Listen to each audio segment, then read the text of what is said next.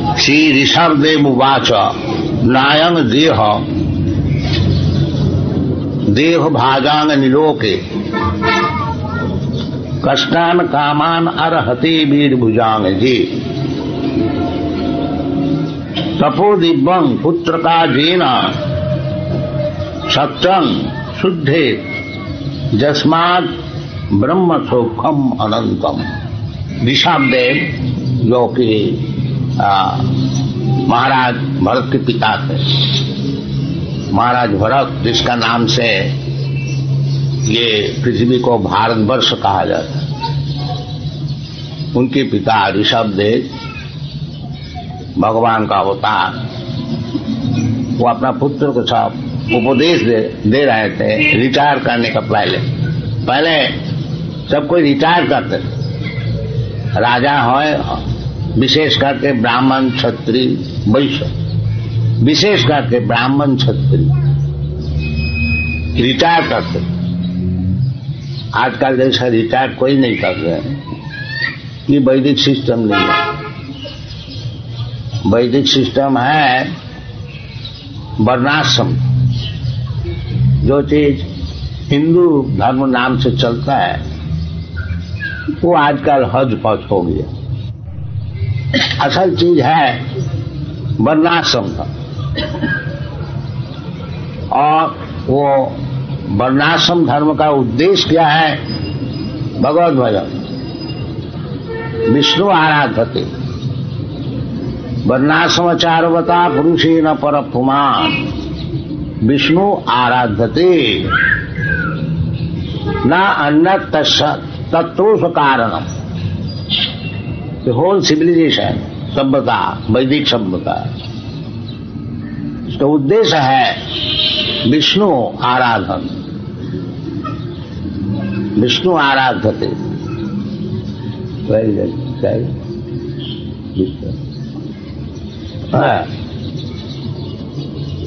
बाकी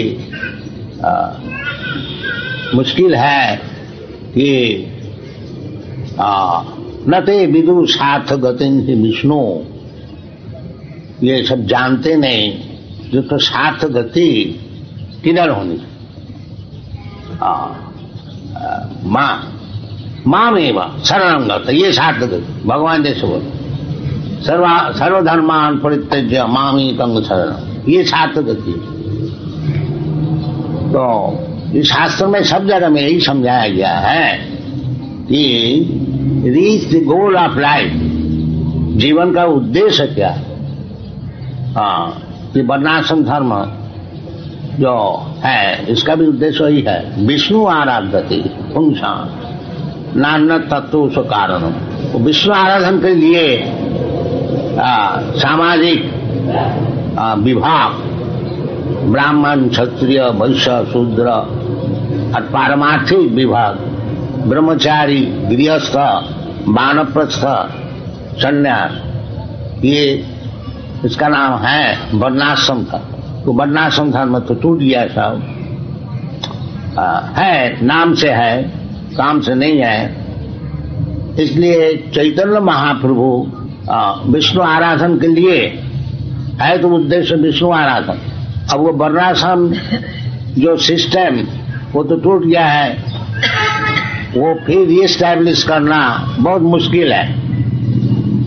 इसलिए शास्त्र सिद्धांत से चैतन्य महाप्रभु ये कीर्तन संकीर्तन प्रवर्तन किया, ये शास्त्र सिद्धांत है। कलो दोष निधि राजन ही अस्ति एको महान गुण। कलियुग में भागवत द्वादश स्कंद में कलियुग का विवरण है सब। 5000 वर्ष पहले श्रीमद् भागवत लिखा गया था, उसमें भविष्य में क्या क्या होगा कलियुग में सब बताया गया। तो उस प्रसंग में परीक्षित महाराज को सुखदेव गोस्वामी बताया कि महाराज ये कलियुग है, ये दोष की निधि समुद्र, कहाँ तक इसको दोष और निर्दोष आप विश्लेषण करेंगे। समझ लीजिए एक दोष का समुद्र, केवल दोष ही दोष, तो इसमें एक महान गुण है, वो कलियुग के लिए विशेष करके, क्योंकि कलियुग में विशेष करके सब पतित है। पतित का कारण, पतित बोलने का कारण यही है कि जो जीवन का जो उद्देश्य है वो भूल गया है। वो केवल इंद्रिय तर्पण करने के लिए दिन भर परिश्रम कर रहे हैं, बाकी जीवन का उद्देश्य क्या है वो नहीं जानते। ये कलियुग का विशेष लक्षण। सब युग में यही बात है कि भगवान को भूल जाते हैं और ये शरीर पालन करने के लिए दिन भर परिश्रम करते हैं। तो आज नहीं, अनेक हजार वर्ष पहले यही लक्षण ऋषभ ने अपने पुत्र को समझाया, बेटा ये जो शरीर है, अयं शरीर, ये जो शरीर है नीलोक, मनुष्य समाज शरीर सभी को मिलता है, कुत्ता को भी मिलता है, गधा को भी मिलता है, बाकी ये जो मनुष्य को शरीर मिला है ना अयन देह, ये जो शरीर है नायन देह देव भाजन निलोक, मनुष्य समाज में जिसको शरीर मिला है, कष्टान कामान न अर्हते, कामान अर्हते वीर भुजान रे। ये शरीर को दिन भर खाली परिश्रम में लगा देना और जीवन का उद्देश्य जो है विष्णु आराधन, उसको भूल जाना, ये उचित नहीं। ये बहुत दिन पहले समझा है ना अर्थ, क्योंकि ये जो शरीर का साधन आहार निद्रा भय मैथुन, कुछ खाने को चाहिए, कुछ सोने का जगह चाहिए, आहार निद्रा, और भय से कुछ व्यवस्था करनी चाहिए, आहार निद्रा भय मैथुन, आज स्त्री पुरुष का संभव। तो ऋषभ कहते हैं ये सुअर भी करता है, इसमें कोई बहादुरी नहीं है। वीरभुजा विशेष करके बताया, वीरभुजा, वीरभुजा, वीर का अर्थ होता है मैला, और जो मैला खाने वाला जो है सुअर, वो भी दिन भर परिश्रम करते हैं। इसीलिए कहाँ खाने का चीज है, कहाँ सोने का चीज है, और कहाँ स्त्री सम्मत करने का व्यवस्था है, और कहाँ भयभीत से बचना है, इसके लिए नहीं। हाँ, ये तो जानवर भी करता है, सुअर तक बता दिया वीरभुजा। फिर किस लिए है? तपो दिव्यम, ये जो मनुष्य शरीर है तपस्या करनी, दिस इज वैदिक सिविलाइजेशन।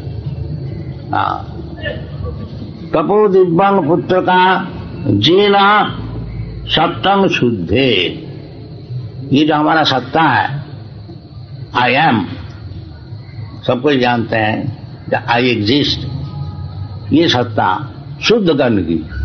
क्या अशुद्ध है? क्या जरूर अशुद्ध है।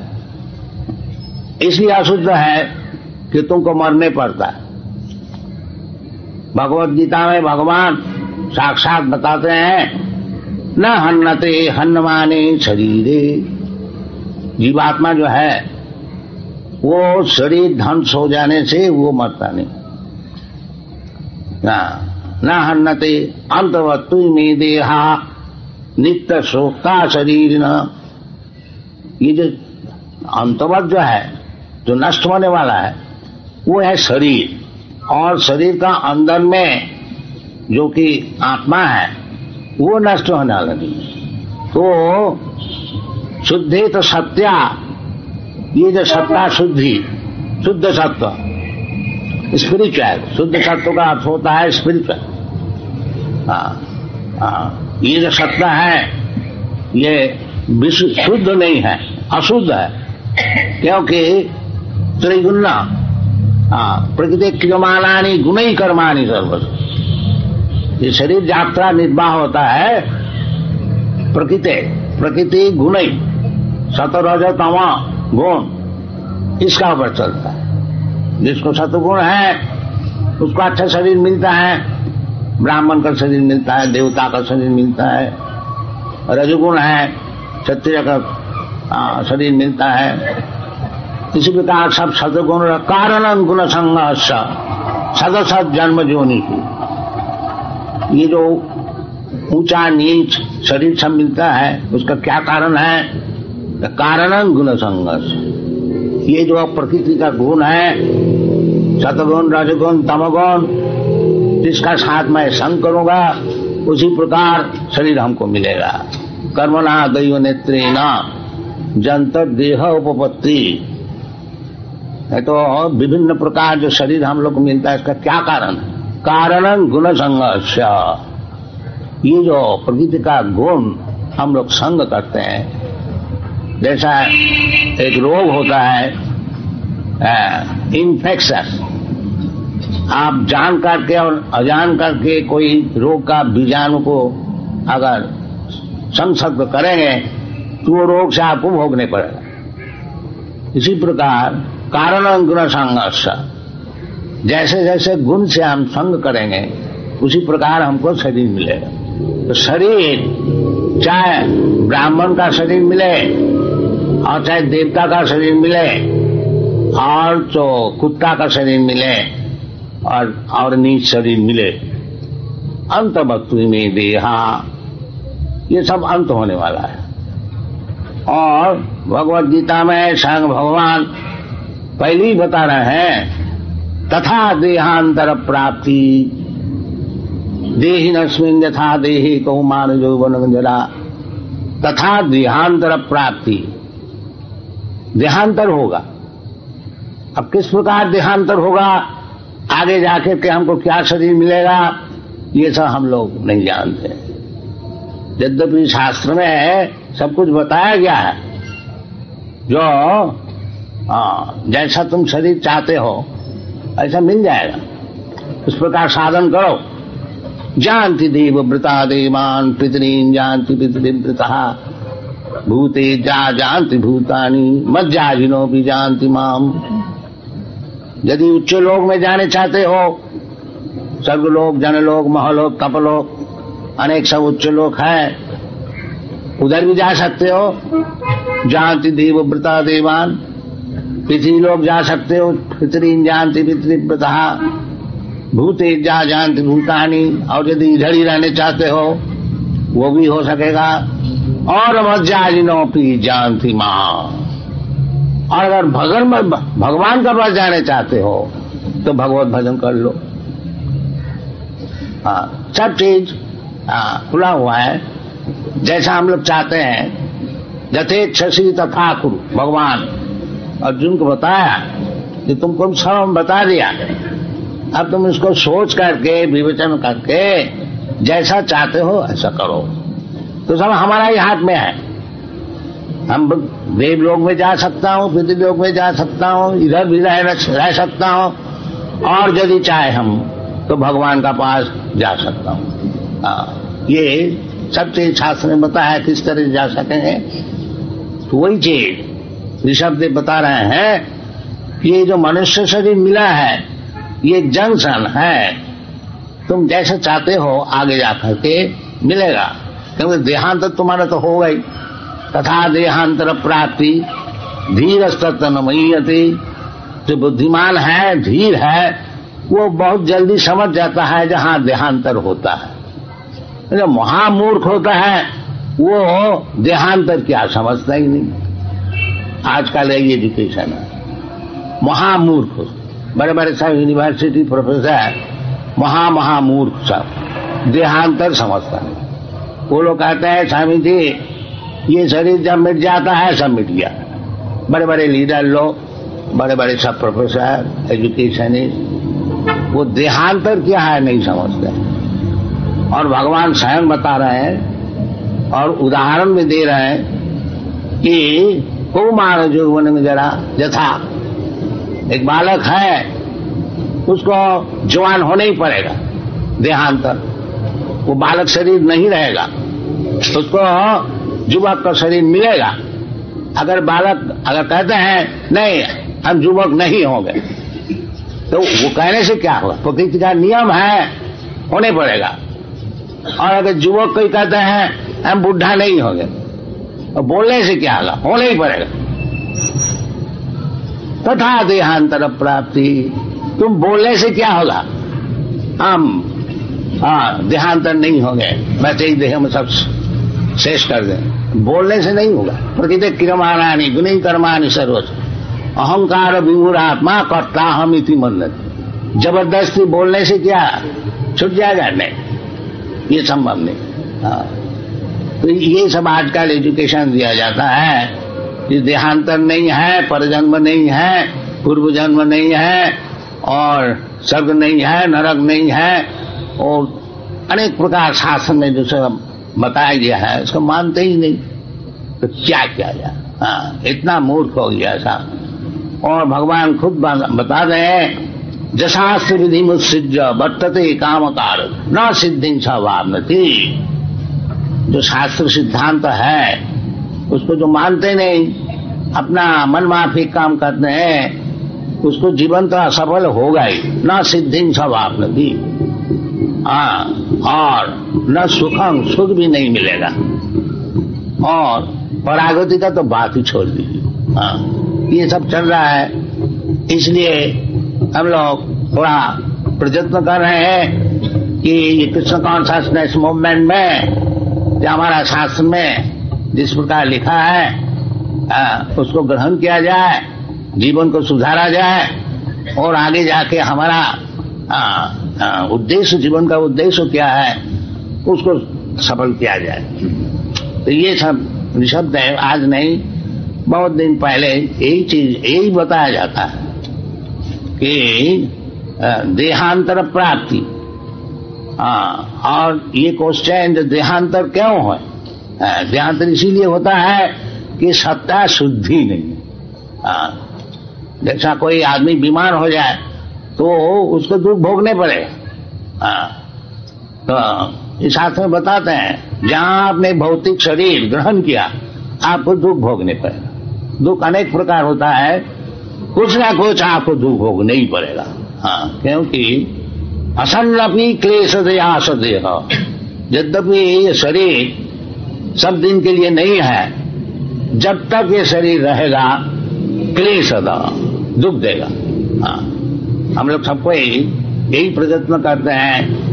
तो दुख निवृत्ति, किस तरह से दुख निवृत्ति है?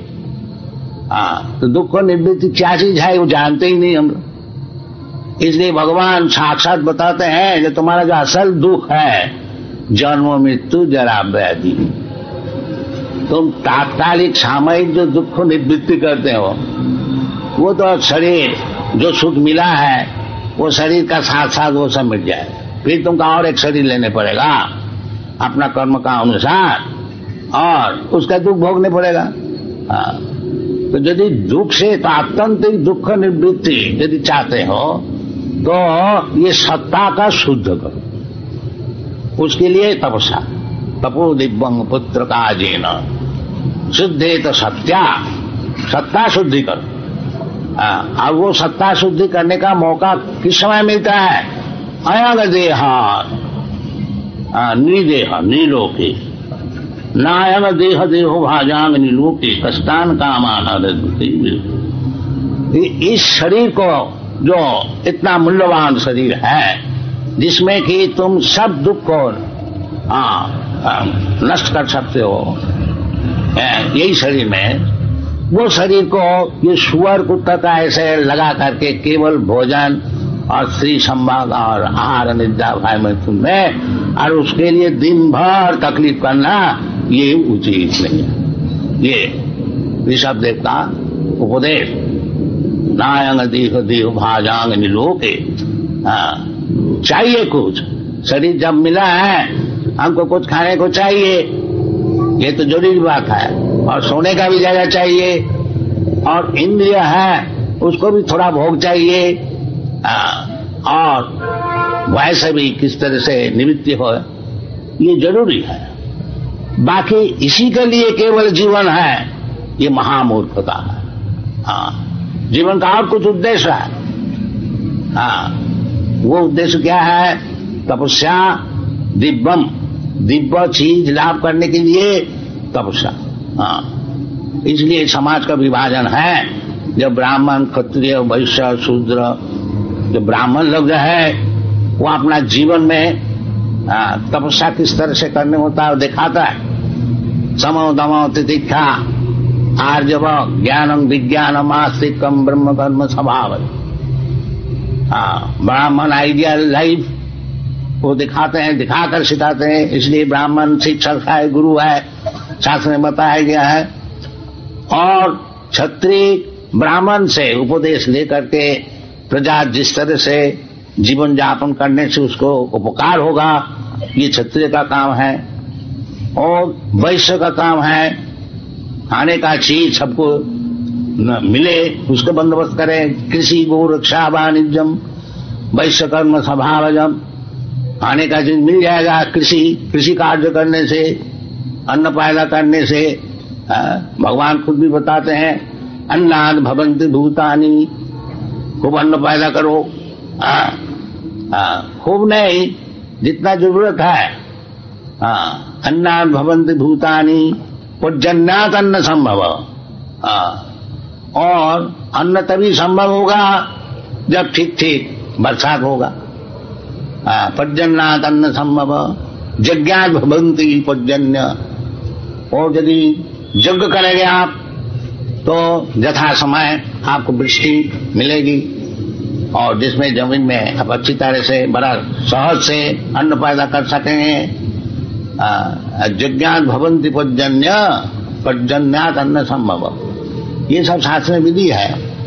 सरल भाव से आपको खाने की चीज मिला और आनंद से रहा, और बाकी समय जहां हमको मिला तपो दिव्यम, तपस्या करो। ये सिविलाइजेशन है, ये सभ्यता है। और ये सभ्यता नहीं है कि केवल सुअर का ऐसा दिन भर कहाँ गु है, देखो जी देखो जी देखो। This is not civilization. नायन देह देहो हाजांग नीलोक कष्टान, और उसके लिए दिन भर परिश्रम करना है। लाओ रुपया, लाओ रुपया, लाओ रुपया। इदम अब्दा माया लब्धम इदम प्राप्ति पुनर्धनम। ये जो आसुरिक सिविलाइजेशन है, अब तो इतना रुपया मिल गया है, अब इतना और चाहिए, इतना बैंक बैलेंस होना चाहिए।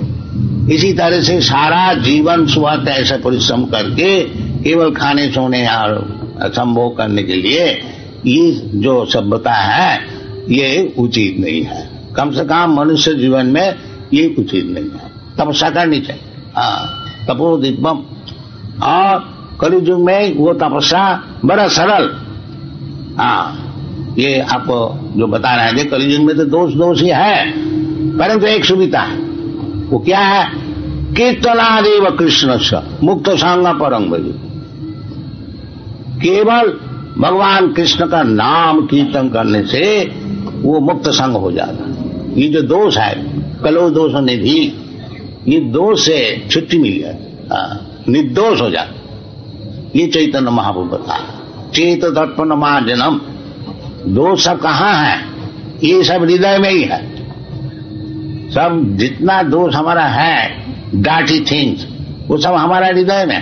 तो ये जो हरि कीर्तन है, ये चैतन्य महाप्रभु समझाया है। जो हरि कीर्तन करने से पहली जो बात है, चेत दर्पण मार्जनम। ये जो चित्त है, चित्त शुद्धि हो जाए। ये जो हम समझते हैं कि मैं ये हिंदू है, ये मुसलमान है, मैं इंडियन है, मैं अमेरिकन है, ये सब क्या चीज है? ये सब उपाधि है। असल जो है हम अहं ब्रह्मास्मि, ये असल परिचय। ब्रह्मभूत प्रसन्नात्मा न सोचती न कांक्षति। सब शास्त्र में बताया गया है बड़ा सरल भाव से। इसके लिए परिश्रम करना चाहिए और उसके लिए थोड़ी सी तपस्या करनी चाहिए। अब देखिए इसका प्रमाण स्वरूप ये जो यूरोप अमेरिका में सब ग्रहण कर रहे हैं, उसके लिए कुछ तपस्या कर रहे हैं। क्या तपस्या? 4 चीज। No illicit sex, no meat eating, no intoxication, no gambling. 4 जैसा हम ये चौकी में बैठे हुए हैं, इसको 4 पहिया है, इसी प्रकार पापमय जीवन जो है उसको 4 पहिया ही है। ये इलिसिट सेक्स और मांसाहारी भक्षण और जुआ खेलना और नशा भांग करना, बस ये कलियुग में यही चीज फैला हुआ है सारा दुनिया में। तो इसको छोड़ना थोड़ा मुश्किल है। बाकी तपस्या छोड़ने में हमारा तकलीफ होगा, बाकी तप का अर्थ होता है कि वॉलंटरीली थोड़ा तकलीफ सहन कर ले, उसका नाम है तपस्या। तपस्या ये नहीं है मैं देवता के रह गया और टेबल चेयर में बैठ करके सिगरेट फूकते फूकते तपस्या हो जाएगी, नहीं। तपस्या के लिए थोड़ा तकलीफ उठाना। तो ये जो बालक लोग हैं, ये जो तपस्या कर रहे हैं कि 4 चीज छोड़ देना, ये क्या मर गया है क्या? ये बचपन से वो बहुत, जब शिशु रहता है उनका माता पिता इसको सिखाता है पाउडर, वो मीट पाउडर, उसको पानी में घोल करके उसको जबरदस्ती चमचा से दिखाएगा। ये देश, तो बेचारी का दोष नहीं है, शुरू से सिखाया गया। मांसाहारी भक्षण, पिता माता शराब पीता है और बच्चा बैठे हैं उसको सोडा वाटर लेमनेड देता है, वो भी सीखे। अभी शराब नहीं पी सकेगा, थोड़ा सोडा वाटर पिए, बाकी वो सीखता है। सॉफ्ट ड्रिंकिंग इसको बोला जाता है, सॉफ्ट ड्रिंकिंग। तो उसको बेचारी को सिखाया जाता। वो जब भूल गया तपस्या करने के लिए, हमारा भारतीय के तो मुश्किल है ताकि नहीं तपस्या नहीं करेंगे। बाकी तपस्या करनी चाहिए, बिना तपस्या काम सफल नहीं। पहले तो बड़े बड़े ऋषि लोग, मुनि लोग, राजा लोग सब घर छोड़ करके जंगल में जा करके हजारों वर्ष तपस्या करते थे, वो तो कलियुग में संभव ही है नहीं। तो थोड़ी सी तपस्या है कि ये 4 चीज छोड़ दो और भगवान का नाम कीर्तन करो। ये क्या मुश्किल है क्या? ये जरूर करनी चाहिए। यही हमारा कृष्ण कॉन्शियसनेस मूवमेंट सारा दुनिया में प्रचार कर रहे हैं और वही चीज भारतवर्ष को तो ही है, आप लोग भी ग्रहण कीजिए। ये आसुरिक जीवन यापन करने से कोई लाभ नहीं है। इदम अद्गमया लब्धम इदम प्राप्त पुनर्धनम। आज इतना रुपया है, फिर कल इतना रुपया हो जाएगा, फिर कल और परसों और कुछ हो जाएगा और कुछ हो जाएगा। ये सब होते होते एक दिन जमरा जाएगा, लात मार के सब छीन छान लेकर के जाओ कुत्ता बनो। ये होता है। तथा देहांतर प्राप्ति, जैसा कर्म करेंगे ऐसा शरीर मिलेगा। वो प्रकृति क्रियमाणानि गुणी कर्माणि सर्वस्व, वो तो प्रकृति का हाथ में है। उस समय तो बड़ा साहब होने से कुछ काम नहीं चलेगा। उस समय बड़ा साहब प्रकृति है कि बेटा तुम कुत्ता बनो। कुत्ता का तुमको मनुष्य जीवन दिया गया था, उसको तुम व्यवहार नहीं किया, कुत्ता का ऐसा काम किया है।